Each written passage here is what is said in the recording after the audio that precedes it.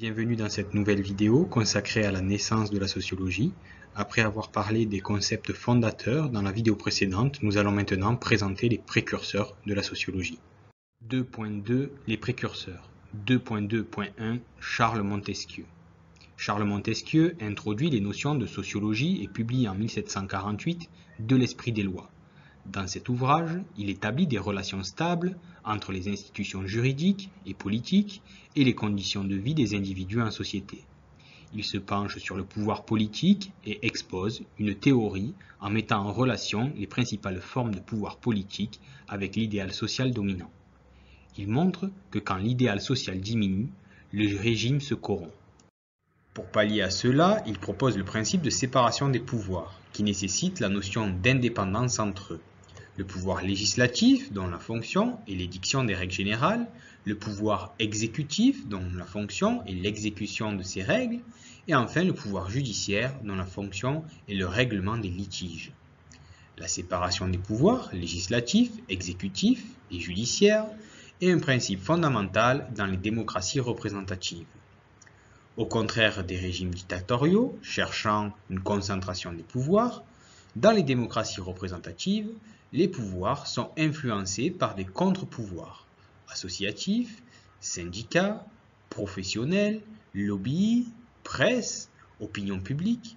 L'indépendance et la séparation de ces pouvoirs est un idéal délicat quand bien même la bonne volonté est à l'œuvre. La séparation des pouvoirs permet de diviser le pouvoir entre différents organes et ainsi d'éviter qu'un pouvoir absolu soit concentré entre les mains d'une personne ou d'une assemblée. Le but est de garantir les libertés individuelles, d'éviter l'oppression du peuple par les gouvernants. 2.2.2 Auguste Comte. Il est celui à qui revient la paternité du mot sociologie. Avec lui, la sociologie commence à devenir une science. Il est le fondateur du courant de pensée appelé le positivisme. Le positivisme est un courant de pensée pour qui seule la connaissance scientifique des faits peut prétendre à la vérité. Pour lui, la sociologie doit être conçue sur le modèle de la physique. À partir d'expériences et grâce à l'utilisation des mathématiques, le physicien peut déterminer des lois universelles. À partir de mathématiques, les sciences se sont développées les unes après les autres, selon le même modèle. Astronomie, physique, chimie et biologie. La sociologie d'Auguste Comte est redevable aux autres sciences de leur méthodologie, mais elle bénéficie également de l'ensemble des savoirs accumulés par ces sciences. Auguste Comte distingue au niveau de la méthode trois démarches possibles, l'observation, la comparaison et l'expérimentation.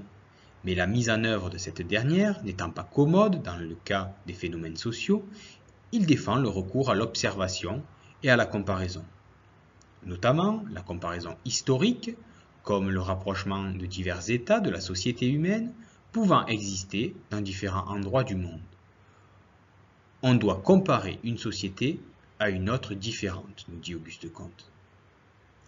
Auguste Comte a permis d'apporter à la sociologie ses fondements grâce à des éléments fondamentaux et à l'héritage des sciences préexistantes. Il est l'auteur de la loi des trois états. Il s'agit d'une loi progressive, générale et linéaire d'évolution de l'esprit humain, où selon lui, tous les domaines de la connaissance passent par trois états successifs.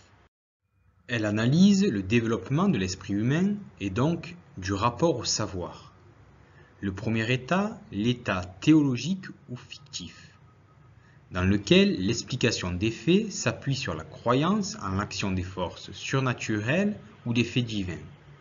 Il s'agit du pouvoir propre à chaque société qui permet de relier les pouvoirs temporels, exemple la politique, à des pouvoirs spirituels ou théologiques, scientifiques par exemple. Le deuxième état mis en avant par Auguste Comte est l'état métaphysique ou abstrait, dans lequel l'analyse des événements se fait par des causes expliquées de façon abstraite, des faits naturels par exemple. C'est une période de crise, une époque critique, conçue comme un âge de transition révolutionnaire. Le troisième état, l'état positif ou scientifique, dans lequel les faits sont expliqués par un raisonnement scientifique. Cet état intervient après l'état physique, Il s'agit d'une phase de réorganisation de la société qui suit la crise où le régime va redevenir rationnel. 2.2.3 Karl Marx. Marx est sociologue des processus économiques. Il est célèbre pour sa critique du capitalisme et sa mise en valeur d'un monde sans classe, c'est-à-dire sans riches et sans pauvres.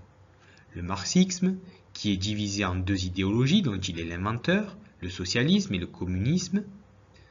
Dans ces idéologies, il combat pour la lutte des classes. Selon lui, les conditions économiques et matérielles déterminent les actions des hommes et leur futur. Ces conditions, ils ne les ont pas choisies, mais ils en font leur histoire. L'histoire repose sur la lutte des classes qui doit s'achever par le triomphe des travailleurs, c'est-à-dire des prolétaires, sur les propriétaires du capital, c'est-à-dire les capitalistes. La société capitaliste repose sur une contradiction fondamentale qui oppose au sein des rapports de production les propriétaires des moyens de production d'une part et les forces productives d'autre part. Cet antagonisme se concrétise dans la lutte des classes imposée par l'industrialisation, c'est-à-dire la progression des richesses, se faisant au détriment du plus grand nombre. Les forces ouvrières vont faire une petite révolution en arrachant les moyens de production des mains de leurs propriétaires pour les mettre à disposition de tous. On appelle cela le socialisme. Karl Marx reprend beaucoup des idées de partage des terres et des biens déjà formulées par Platon. Mais c'est au XXe siècle, principalement en URSS et en Chine, communiste et État totalitaire, que ces principes ont été appliqués dans la construction des nations entières se réclamant du marxisme. Depuis le XIXe siècle et le développement industriel, les théories marxistes ont inspiré de nombreuses lois et modes d'organisation sociale, aussi bien en France que dans la plupart des pays d'Europe et du monde. C'est en grande partie sur ces idées que la plupart des règles permettant l'amélioration de la vie des citoyens et la protection des salariés ont été édictées. Sécurité sociale, système de retraite, assurance chômage par exemple. Nous avons maintenant terminé de présenter les précurseurs de la sociologie. Dans la prochaine vidéo, nous parlerons des fondateurs de la sociologie.